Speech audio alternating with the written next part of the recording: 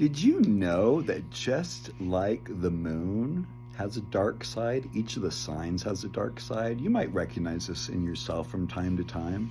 I'm going to go through each of the signs because I think it's very fascinating to know sort of the ways in which each of us kind of react when we're not kind of in our highest self. We might be triggered by something going on in our lives or someone really activating us. But I'm going to go through the signs. First of all, Aries.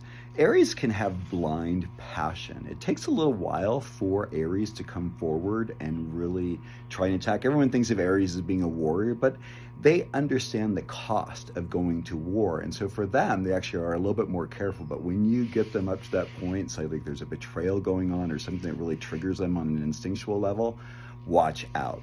I'd be really careful. Taurus is very interesting, being earth ruled and being fixed. It has kind of an aspect of obsession at times with a Scorpio sign across from it. Taurus has this way of having sometimes this aspect of me, mine, mine-itis. Also, another part with Taurus, especially when you think about it being a bull, is it's sort of this my way or the highway.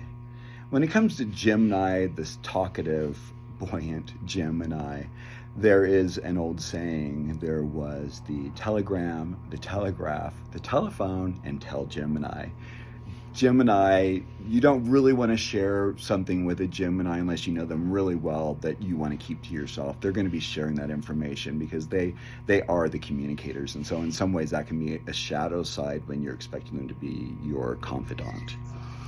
So when we get to Cancer, Cancer actually is one of those signs when you see that show about hoarding.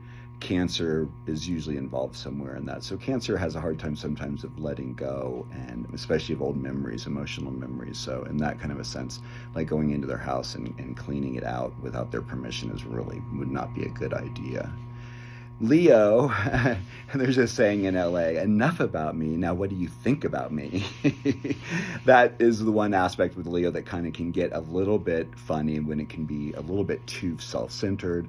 What I like to say is that the higher aspect for Leo is about being self-centering and not being self-centered. So they can literally kind of suck the oxygen out of the room when they really need a lot of attention.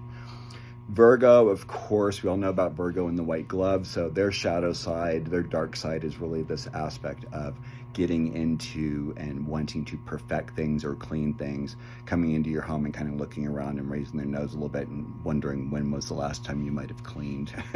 Might be something a Virgo might go along with.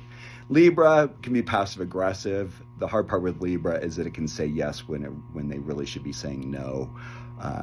They have to learn the harmony through conflict to find the ways of taking care of themselves and not being so caught up with what other people need.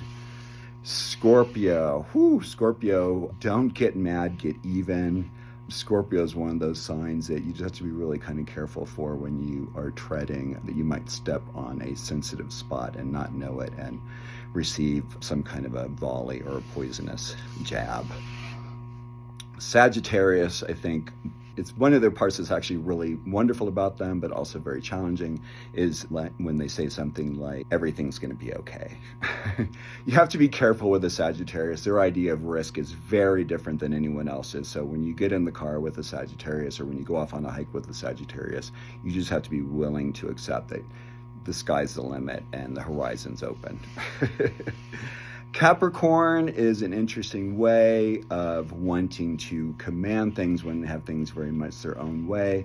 Minions kind of comes to my mind when it comes to Capricorn. And also this idea that it should have success already. So if it's not experiencing success, there can be a lot of resentment. Aquarius, I really love the saying Aaron Sullivan said years ago, which is that the smaller the idea, the more petty the Aquarius. The larger the idea, the more grand the Aquarian. So really kind of keeping an Aquarius with the larger perspective is really good. If you get them caught up in little detail stuff, it can really not be pretty. And then finally, we have Pisces. Pisces issues really, kind of checking out, right? Through drugs, sex, rock and roll, videos, movies, video games, just being lost in the whatever it is, transcendental drugs. hallucinogenics, and just really not being available. So that's kind of their shadow side. So what can we do about these? But the shadow side really means that we're really kind of, like I said in the beginning, triggered. And so it's very important to understand that we are being triggered, and what is it that we need to do for ourselves to rebalance ourselves and find a sense of harmony within. My name is Michael Bartlett, Master Metaphysical Astrologer. For more information, please visit my website, coremichael.com.